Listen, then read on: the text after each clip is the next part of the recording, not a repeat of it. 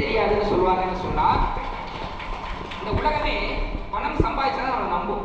ஒருத்தன் நீச்சல் தெரியாத ஒருத்தன் ஆத்துல தவறி விழுந்துட்டான் அப்படின்னா அவன் துரதிருஷ்டசாலி. அதுல தப்பிச்சு மேல வந்துட்டா அவன் அதிர்ஷ்டசாலி. அப்படி மேல வரும்போது கையில ஒரு மீனையும் பிடிச்சி தூக்கிட்டு வந்தானா அவன் புத்திசாலின்னு இந்த உலகம் சொல்லும்னு சொன்னா, வாழ்வுடைய உந்து சக்தி பணம் தான். ஒரு ராஜா வீட்டு நாய் இறந்து போச்சு. ராஜா வீட்டு நாய் இறந்த உடனே அந்த ஊரே வந்து ஒப்பாரி வச்சுதான். ஒரு நாள் ராஜாவே போயிட்டாரு, ஆனா ஒரு பையன் அழுவலையா.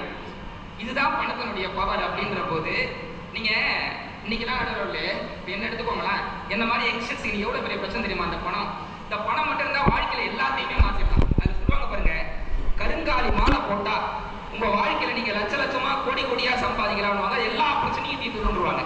நமக்கு இருக்கிற பிரச்சனைகள்லாம் கருங்காலி மரத்தையே கட்டி பிடிச்சிட்டு பிரச்சனை தீராதுன்றது அடுத்த கதை.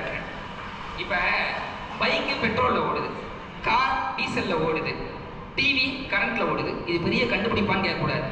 எங்களை மாதிரி பல பேர் பசங்களுடைய வாழ்க்கை கடன்ல ஓடிட்டு இருக்கு. கடன், அதை அடைக்க ஒரு கடன், அதை அடைக்க இன்னொரு கடன் தான் வாழ்க்கை போயிட்டு இருக்கு. எனக்கு பேங்க்ல இருந்து கால் பண்ணாங்க நடுவில். பேங்க்ல இருந்து மேனேஜர் பேசுறேன் சார் அப்படின்னாங்க. சொல்லுங்க சார் அப்படின்னு. சார் எங்க பேங்க்ல ஒரு ஆஃபர் இருக்கு, நீங்க மாசம் 6000 உங்க 60 வயசு வரைக்கும் கட்டினீங்க அப்படின்னா உங்களுக்கு 60 வயசு ஆகும்போது 6 கோடி ரூபாய் கொடுப்போம் அப்படின்னாங்க.